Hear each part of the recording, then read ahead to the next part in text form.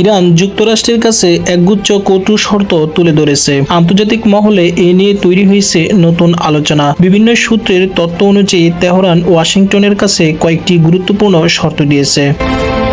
নিজেদের সমৃদ্ধ করা ইউরেনিয়াম যুক্তরাষ্ট্র বা অন্য কোনো দেশের কাছে হস্তান্তর করবে না বলে স্পষ্ট জানিয়ে দিয়েছে ইরান। লেবানন সহ সব ফ্রন্টে অবিলম্বে যুদ্ধবিরতি কার্যকর করতে হবে এবং ভবিষ্যতে কোনো ধরনের আগ্রাসন না চালানোর নিশ্চয়তা দিতে হবে।